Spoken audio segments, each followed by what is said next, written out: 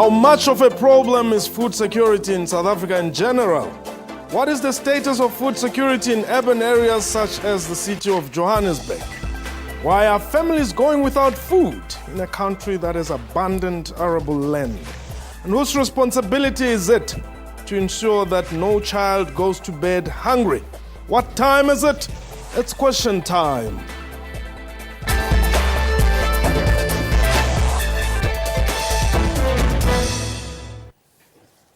Hello and welcome to the show. My name is Mpotsedu. As the global efforts towards meeting the 2015 deadline for the MDGs, that is Millennium Development Goals, targets are intensified, most African countries continue to grapple with growing hunger and poverty levels. South Africa's city of Johannesburg is also faced with several challenges regarding hunger and undernutrition among the urban poor. As such, the city's priority on agriculture and food security is one of the key areas aimed at breaking the intergenerational cycle of poverty. These interventions include actively supporting small-scale growers to provide supply of fresh produce from the urban food system. Today, my guest is the MMC for Health and Social Development, that is the member of the Mayoral Council, MMC Nongeba Mleli. MMC, welcome to Question Time. People are going hungry in Johannesburg, the city of gold, where they come here for opportunities. How is that possible? Good afternoon. Yes, indeed. There are pockets of people in different areas of the city of Johannesburg, especially in the deprived areas of the city of Johannesburg, where people still sleep without food for about 3 to 10 days in a month. But is this something which is confined to Johannesburg? And I would want us to just talk about perhaps factors that are leading to such. Is this something that is confined to the city of Johannesburg or is common amongst the cities? No, it's not immune or confined to the city of Johannesburg. Food insecurity is a global problem.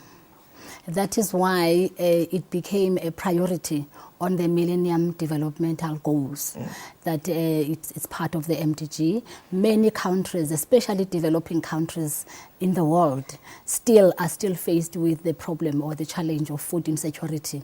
And even nationally, that is why at a national level, there is now a policy that has been adopted on food security with the implementation plan. So it's not only a Johannesburg problem, it's a global problem and it's also a national problem. And the public blame politicians that we're sleeping hungry, there's no food. How do you feel about that?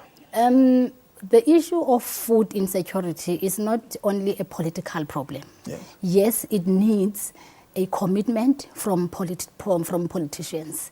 It needs a sustainable commitment at a political level, at a high level to intervene. However, it is a problem that needs to be tackled both by politicians, which is the leadership of the country and the leadership of the city, as well as the citizens themselves, because the citizens have to come to party, and that is what we have been doing in the city of Johannesburg. We have been lobbying communities to work together with us to eradicate or to reduce poverty. How different is the city of Joburg? If you're saying that this problem is an international challenge, and what makes the city of Joburg different? The city of Joburg is not different from other cities. However, we might be different in terms of interventions because we have intervened in such a way that I think we are going to be a role model to other cities, especially urban cities like Johannesburg, because some people did not believe that we can have areas where we can plant food or we can have agriculture in the city of Johannesburg. So the city of Johannesburg, as people know, is the city of gold, and it is a city that attracts even people from internationally, from all over the world. Yes. So it was important for the leadership of the city of Johannesburg to look into the question of hunger and how do we intervene as a city. And indeed, let's talk about how you're intervening. We are intervening in the city, like I said, that we had to take a political commitment, and we have elevated issues of food insecurity to become one of the 10 mayoral priorities. Yeah, but politicians always prioritize things. I'm not surprised that you have it amongst the 10. I mean, when it comes to elections, you go and say, you know, together we're fighting poverty, together this and that, we're moving you forward and all that. How different is it?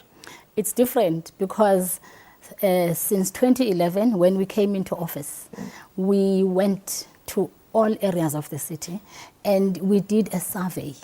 We actually had to have facts as to which houses in the city, not just areas, but which houses within the city of Johannesburg where people sleep without food.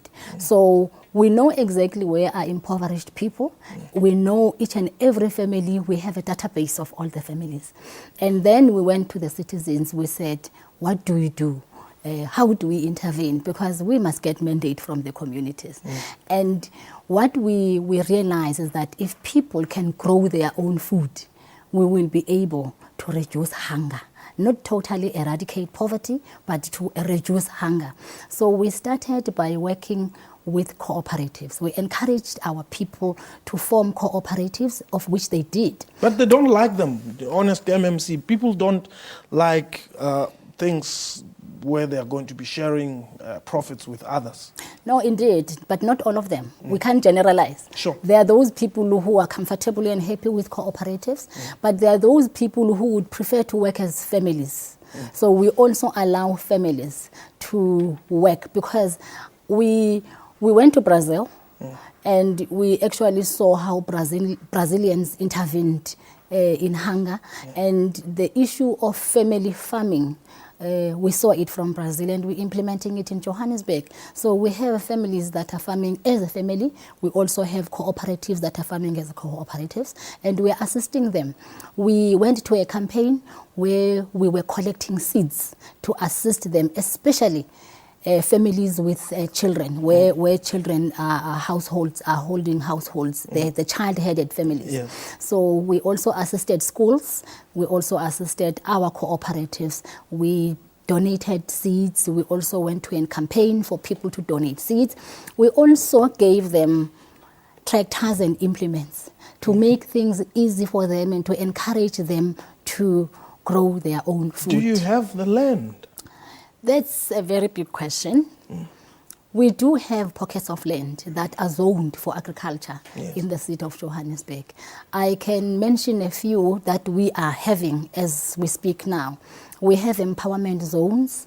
We have an empowerment zone in Eikenhof, that is the city's land. Okay. It's about 240 hectares. Okay. And we are working with 43 cooperatives at the moment. And we are aiming to have 50 by June this year, 50 cooperatives working the land there, and they have already begun working on the land. And we are also part of the portion of that land, we will be leasing it out to a commercial farmer. And the reason to lease it out to the commercial farmer is for that commercial farmer to mentor these growing or small farmers, so that they can also be developed and acquire skills and become commercial farmers one day. But that is not all. We also have another land in Northern Farm, where we are also having small farmers working the land there, and nice field. So I can name few of them. How do I benefit if I live in Dlamini or Dobsonville? How do I become a farmer there? You will become a farmer because, number one, farming starts in your own yard. So we're encouraging people not to pave the whole yard, but to leave space for just vegetables. Because if you have vegetables in your small garden, you're saving money that you are going to use to buy those vegetables. We're also encouraging people who don't have yards, for example, in the inner city, to have rooftop gardens. So we are also establishing communal gardens, you know, the open spaces that are not used, together with JPC. We have actually made an agreement with JPC that the land where people are dumping illegally, we are going to ask JPC to give us that land so that the community can grow food in that land. So we have communal gardens. All right, hold the thought there. We're going to take a quick break. Please don't go away. We'll return shortly.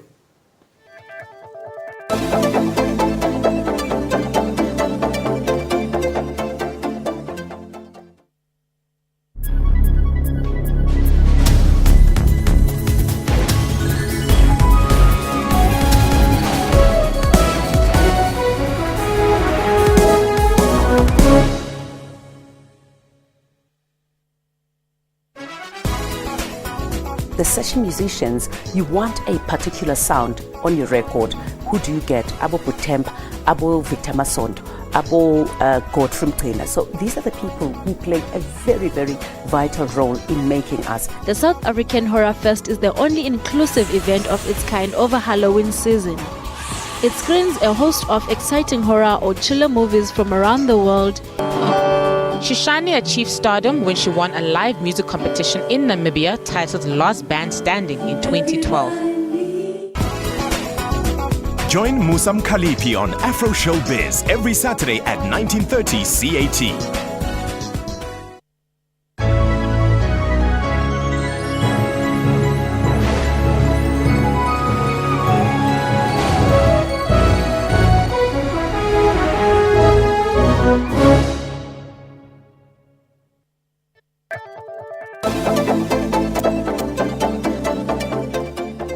Welcome back. You're still watching Question Time. Our guest today is the MMC from the city of Johannesburg, but right now we're also joined by Dr. Lita Maginxa from the Agricultural Research Council. He's the Group Executive for Agricultural Economy and Capacity Development. You found us just talking quickly here about the levels of, how food security is becoming a challenge in South Africa, and the city has already, they've blown their horn about how much they're doing to ensure that there's no hunger in South Africa. But I think one of the points that I would just want to raise with you regards the agricultural economy. The small-scale farmers, how do they contribute, and are they contributing to food security in South Africa? Small-scale farmers contribute significantly to food security in South Africa. When you talk about food security, there is a country-level food security, and there is food security at household and individual level. Okay. So while most of the produce that we see on our shelves in the supermarkets and produce that perhaps makes it into the international markets is coming from commercial farmers. When it comes to food security at household level, small-scale farmers play a significant role. But it doesn't end there, because you have a spectrum of levels of production. So when we talk about small-scale farmers and large-scale commercial farmers, there is something in between in terms of that spectrum. So you have some of these small-scale farmers that are producing at a level where there is surplus for household consumption, which then needs to be taken to the market. Yes. And of course, for small-scale farmers, the most important market is the domestic market, is their local market, because it's easily accessible to them.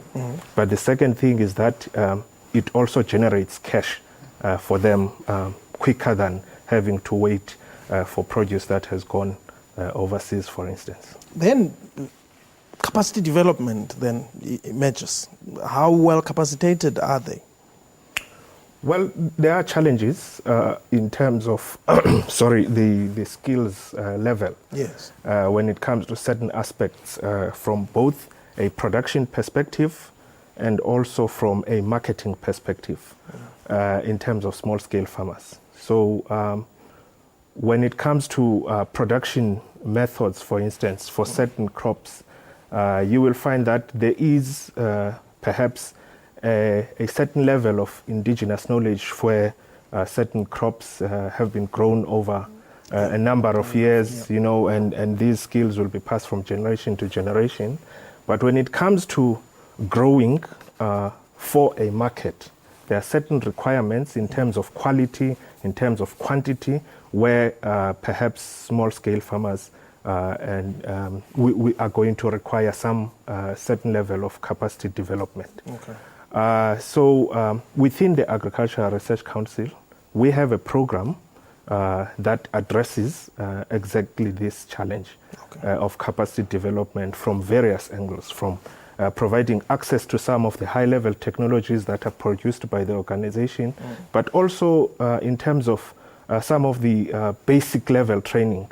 But our capacity development efforts do not only go directly with farmers because you can't be able to reach all the farmers in the country at any given time. So we also have an effort that is directed at extension officers who then interact with the farmers. The City of Johannesburg, MMC, your food resilience framework, which was established in 2012, you say there that the informal food supply sector is to be supported with local resource coordination to assist growers with access to basic supplies, finance, and farming advice. Let's talk about the finance part. Yes, indeed. As I said, that we are government, so we partner. We partner with the large commercial farmers. We also have partnered with the Gauteng Enterprise Propeller. So the GEP assists our farmers financially. And we have also partnered in terms of the skills development with the Wits University Agriculture Sector for training, where our small farmers are being trained.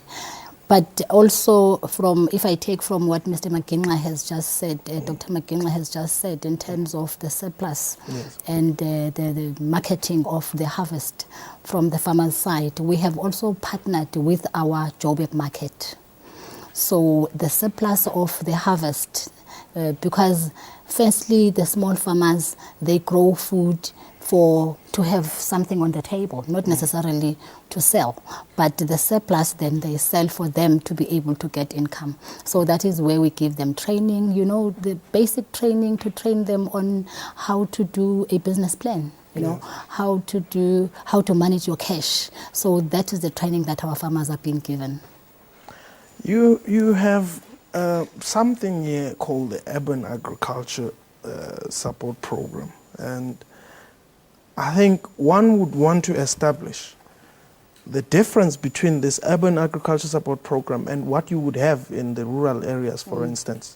Are there differences here? What are we talking about? Perhaps let me start with you, MMC.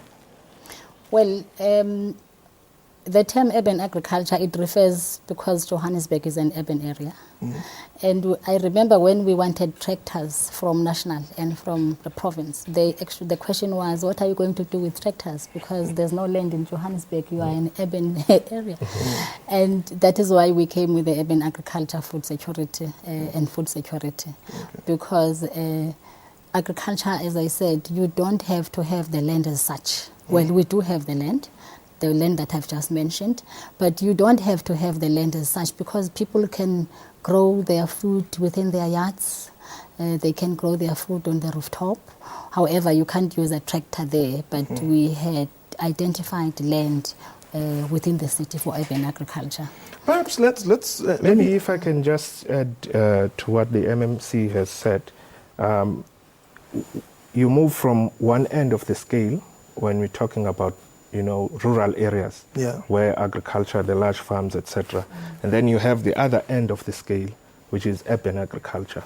But in between, there is also another element, which we call peri-urban agriculture, which is more or less in between the deep rural areas, or the furthest from the centers, or the city centers and the metropolitan areas, and also in between the rural areas.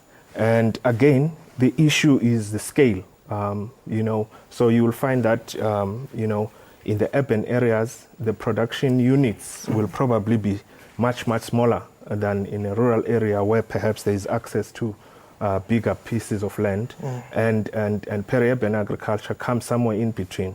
And these different types of agriculture, actually, peri-urban and urban agriculture, are becoming increasingly important, especially with the trend of urbanization. Because we're seeing people moving a lot towards the major centers, and you need to produce most of the agricultural produce, as you will know, is food that doesn't have a long, lifespan. Yes. Okay. So you need to produce food closer to where people live. Okay. So that's where urban and peri-urban agriculture become very strategic. All right, we're going to take a quick break. When we return, let's talk about market access. This is Question Time. Please don't go away.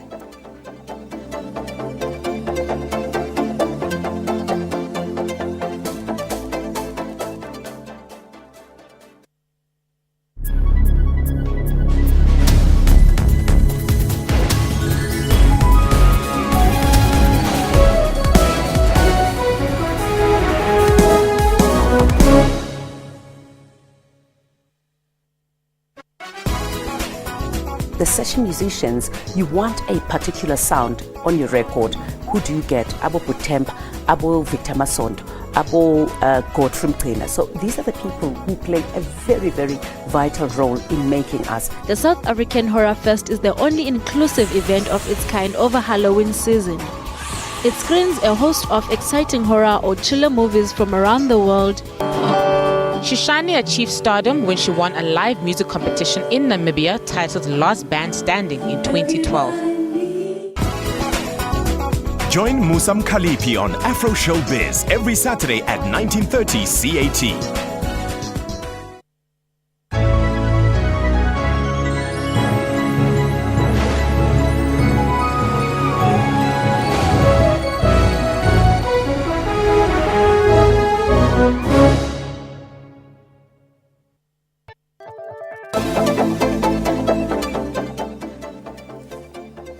Dr. Lita Makinga is from the Agricultural Research Council. He's the Group Executive there, Agricultural Economy and Capacity Development. And MMC Nqobamlweli is the Health and Social Development MMC at the City of Johannesburg. Let's talk about the access to the market, Doctor. It's one thing to produce and the other, which is quite a challenge, to access the market. Indeed, I think the issue of market access actually becomes more critical when you talk about small-scale farmers, yes, or emerging farmers. Mm. And there are a number of issues that are associated with the difficulty in accessing those markets, including the ability to produce the required quality, the packaging, volumes, yes, but also getting access to information about what the market requires for small-scale farmers and emerging farmers. And I think South Africa, since the advent of liberalization of agricultural markets, as you will recall that we used to have marketing boards in agriculture. Then the South Africa promulgated the National Agricultural Marketing Act, and then there was the Marketing of Agricultural Products Act, which are two of the pieces of legislation that were accompanying the process of liberalization of markets, meaning small-scale farmers and those that are emerging found themselves supposed to compete on an equal footing with some of the established farmers. So it becomes very difficult for them, but I think we have in South Africa institutions and legislation that supports some of these efforts for those who are unable to access these markets. I think it's not just through the Department of Agriculture. You have some programs also in terms of the Department of Trade and Industry. The National Agricultural Marketing Council also has some significantly useful programs that are designed to assist farmers to access markets, not only domestic markets.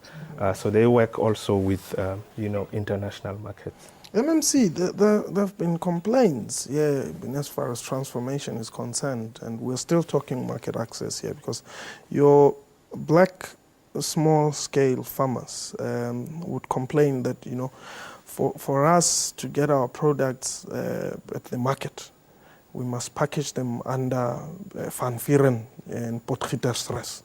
Otherwise, the chances of our product going on the same day are very minimal. That is exactly the reason why the city, through the Department of Social Development, which is championing the agriculture and food security, we have partnered with the market. We have a partnership with the market. The market is going to launch a hub now. We have extended a hub in the market to accommodate the black small farmers so that they become independent. However, they still need to be mentored, because remember, these are emerging farmers and they need to be mentored. So that is why we also going to lease part of the land to a commercial farmer to mentor the small farmers. Is the hub not going to be somewhere at the corner of the market where, you have to know that, well, that's the black corner when you need... No, it's not, because it's not the only hub. We also have a hub in Region A at Lord Kanyile, if you know Region A in Ivory Park. Okay. We have a hub there, and we are establishing another hub in Orange Farm. So the market is the addition, because it's going to be a bigger hub, which is going to be managed by the market. And the market, they have experience in terms of marketing, not only domestically, but also outside. I mean, Joburg market is the biggest market in the continent. So that is why we have partnered with the market. Dr. Makinga, is the agricultural sector undermined? I don't think so. I think if you look at some of the strategic government documents, including the National Development Plan that we have seen recently, agriculture is singled out as one of the very, very key contributors to the growth of the economy, to the creation of employment, and of course to solving the challenge of food security. But then why don't we have young people as excited as they are with IT and mining? I don't think it's, it's because agriculture is undermined by our government, or, in my view, agriculture is perhaps misunderstood. I think the idea of agriculture when we were growing up has actually changed a lot over the years. I think agriculture has become highly technical. Agriculture has become, one of those industries where you have to stop thinking about agriculture as just going into the field. That's just one segment of agriculture. Young people need to know that agriculture, actually the food that you find at the supermarket comes from a long value chain of different players in the system. So others will be interested in primary agriculture, which is where we produce the food on the farm, whether it's livestock or crop production.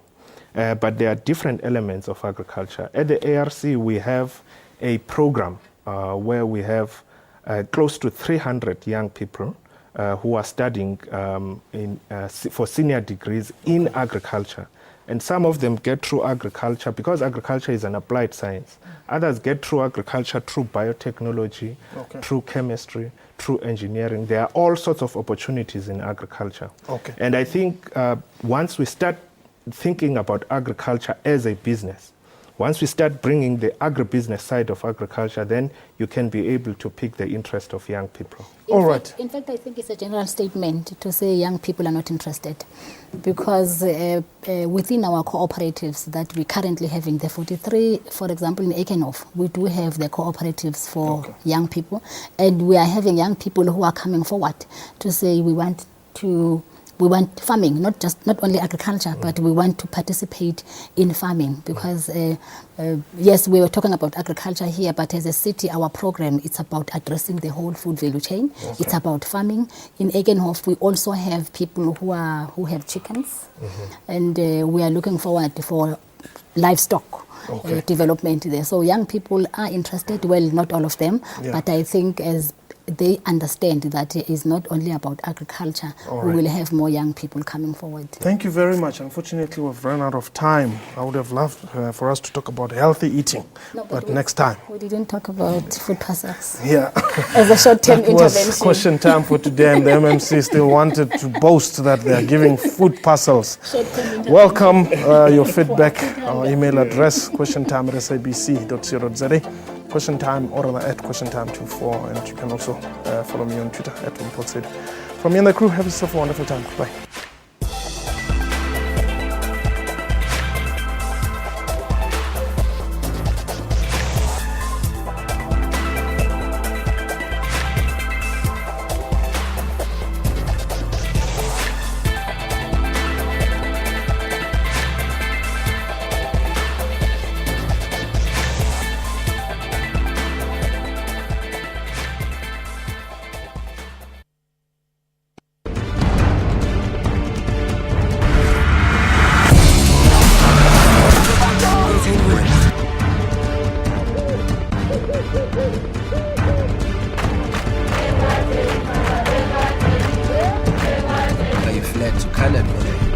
goes to gets it. No fee.